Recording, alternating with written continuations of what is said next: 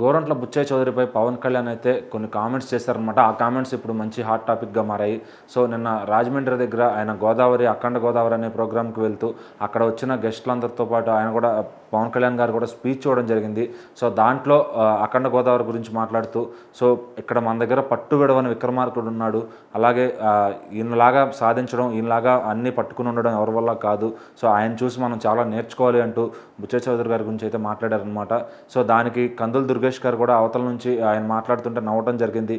ఈయన మాత్రం సైలెంట్గా ఉండిపోయారు. ఎందుకంటే అంతకుముందు ఎలక్షన్ జరిగిన టైంలో ఒక ఫ్లాష్ బ్యాక్ ఉందన్నమాట వీళ్ళకి. సో బుచ్చయ్య చౌదరి గారు రాజమండ్రి రూరల్ సీటు వదులుకోవాల్సిన పరిస్థితి వచ్చింది. ఆ సీటు కందుల దుర్గేష్ గారు అక్కడ కోరడంతో పవన్ కళ్యాణ్ గారు అయితే చంద్రబాబు గారిని అడగడం జరిగిందనమాట, ఆ సీట్ ఆయనకి ఇస్తారేమో అని చెప్పి. సో మరి ఎట్లాగైనా సరే పట్టుబట్టి ఆ రూరల్ సీట్ మాత్రం ఆయన దక్కించుకుని అక్కడ ఆయనకి గెలవడం కూడా జరిగిందనమాట. సో తర్వాత ఇంకా కందుల దుర్గేష్ గారికి ఆయన నియోజకవర్గం ఆయనకి ఇచ్చారు. సో మరి ఇదంతా చాలా ఒక ఎలక్షన్ ముందు గజిబిజిగా జరిగిపోయింది. ఆ కంగారులో సీట్లు కొన్ని అంటే కొంతమంది దగ్గర నుంచి విభేదాలు వచ్చినా, కొంతమంది తిట్టుకున్నా కానీ కొన్ని సీట్లు అనేది కీలకంగా తప్పలేదు. సో చంద్రబాబు గారికి కూడా అంత ప్రెజర్ ఉండిందనమాట కొన్ని నియోజకవర్గాల్లో. సో మరి జనసేనకు కానీ బీజేపీకి కానీ కోరిన సీట్లు ఇవ్వక తప్పలేదు. సో మరి ఉన్న 144లో దాదాపు 135 గెలిచారు అంటే కనుక అది మామూలు విషయం కాదనమాట. సో మరి ఇటు జనసేన కూడా 100% స్ట్రైక్ రేట్తో గెలిచి ఈరోజు అందరూ కూడా చాలా హుందాగా ఆ ప్రభుత్వాన్ని అయితే నడిపిస్తున్నారు.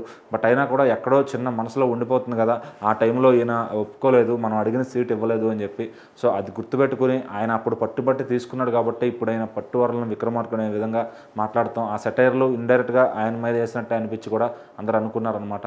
సో అది సోషల్ మీడియాలో కూడా అది బాగా వైరల్ అవుతుంది, ఆయన మాట్లాడిన కామెంట్స్ అన్నీ కూడా. సో మరి దీనిపైన తర్వాత ఆయన కూడా ఇంకేమీ మాట్లాడలేదు బుచ్చయ్య చౌదరి గారు కూడా. సో పవన్ కళ్యాణ్ గారు అప్పుడప్పుడు ఎక్కడ ఎవరితో మంచిగా మాట్లాడాలి, ఎవరికి చురకలు వేయాలి, ఇలాంటివన్నీ తెలిసి ఇప్పుడిప్పుడే రాజకీయం నేర్చుకుంటున్నారు. కానీ మాటల్లో మాత్రం ఆయన ఖచ్చితంగా వేయాల్సిన సెటైర్లు ఎవరి మీదైనా వేసేస్తారనమాట.